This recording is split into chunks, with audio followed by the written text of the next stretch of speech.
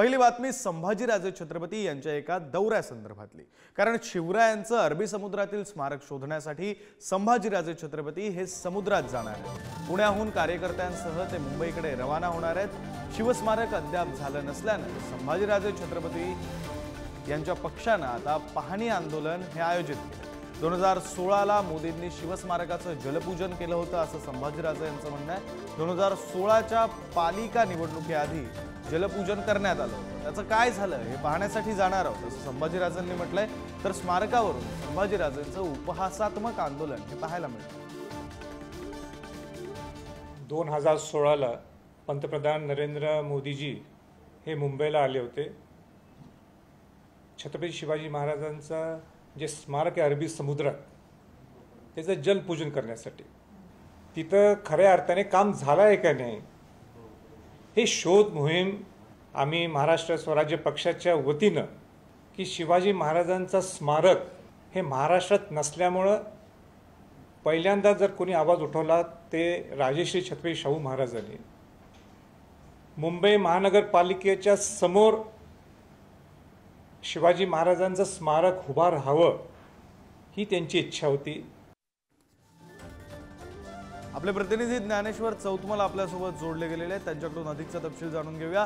ज्ञानेश्वर, पुण्यापासून या रॅलीला सुरुवात होणार आहे। साधारण किती वेळात संभाजीराजे छत्रपती त्यांच्या कार्यकर्त्यांसोबत निघतील आणि मग पुढचा मार्ग नेमका कसा असणार आहे?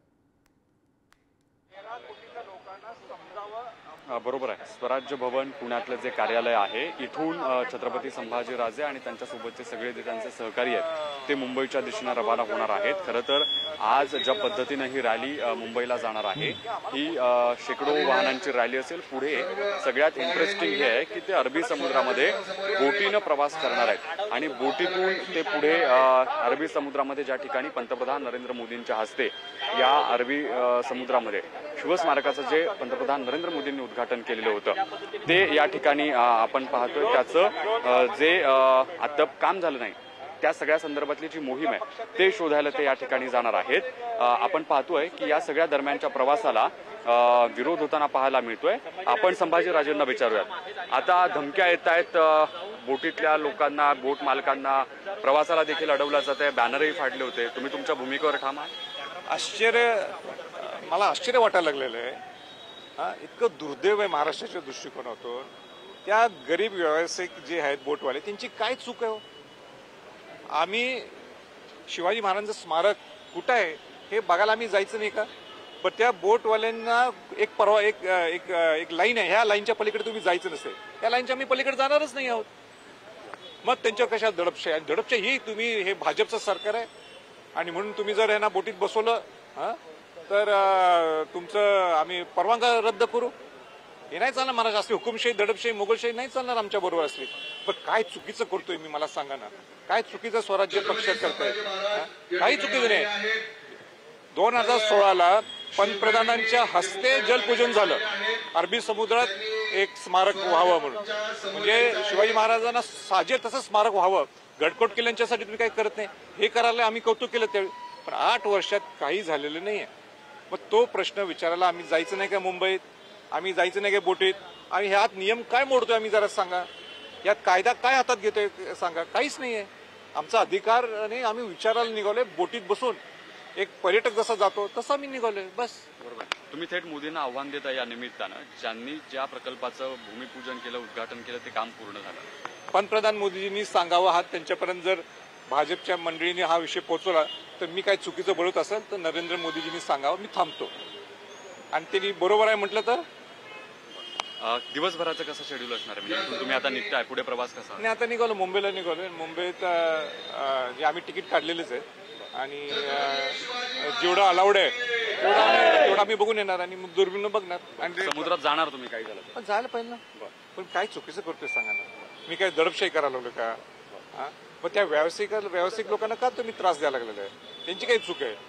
त्यांनी नेहमी पर्यटक येतात तसं बोटकडे, आणि जे त्यांना जिथं परवानगी तेवढंच बोट नेणार आहे ते आम्ही लांबना दुर्बीणमधनं बघू ना। सरकारला काय इशारा आहे तुमचा?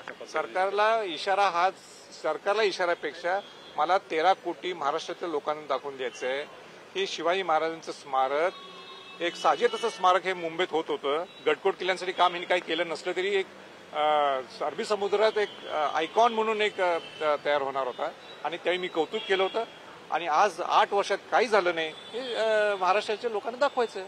धन्यवाद पुढारीशी बातचीत केल्याबद्दल. आपण पाहतोय की त्यांचा जो प्रवास आहे तो अगदी काही वेळामध्ये या ठिकाणी होणार आहे. ते थेट अरबी समुद्रात शिवस्मारक ज्या ठिकाणी होणार होतं इथं दुर्बिणीतून जे शिवस्मारकाची जागा आहे जे शिवस्मारक आहे ते पाहणार असल्याचं सांगतात. व्हिडिओ जर्नलिस्ट संपत मोरे समेत ज्ञानेश्वर चौकमल पुढारी.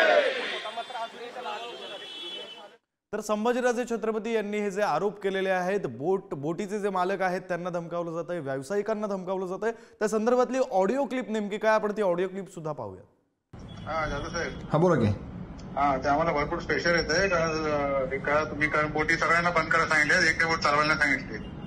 अहो पण आपण नियमाच्या बाहेर थोडी बोट चालवतोय. आपण जे आहे ते नियमानुसार बोट चालवतो आहे पण त्यांना ते समजत नाही ना. त्यात एकही बोट चालली नाही पाहिजे आणि टिकली सरळ की एकही बोट चालू नाही पाहिजे. मला इकडे सिनियर साहेब. अहो पण साहेब मला सांगा तुमची जी पेरीफेरी आहे ती पेरीफेरी मोडत नाही. आपण 50-100ची कॅपॅसिटी आपण 30-40 बोट सांगतो. आम्हाला सांगतात ते लोक तुम्ही बोटी देऊ शकत नाही तर मग आम्ही रिस्क घेऊ शकत नाही सर. आणि आमची कुठल्या होणार बोटी द्यायला तयार नाहीये. मी त्यांच्याशी बोलतो. ऐका ना, संभाजी महाराज स्वतः त्या पोलीस प्रशासनाशी बोलतील. साहेब मी तुमच्या तुम्ही बोलता ते मी ऍग्री आहे पण ते लोक आम्हाला ऍग्री नाही, ते काय करत देत ना. तुम्ही जे बोलता ते मी त्यांना सांगितलं बा त्याने बोटी फिरायला मागायचं म्हणून. तर बोललं तसं नाही, आमच्याकडे त्यांची लिगली परमिशन नाही आहे आणि तुम्ही एकही बोट देऊ शकत नाही त्यांना. आणि तुम्ही जर बोटी तुमच्या एकही जर पाण्यात बोटी दिसली जागेवर तिथे लायसन कॅन्सल.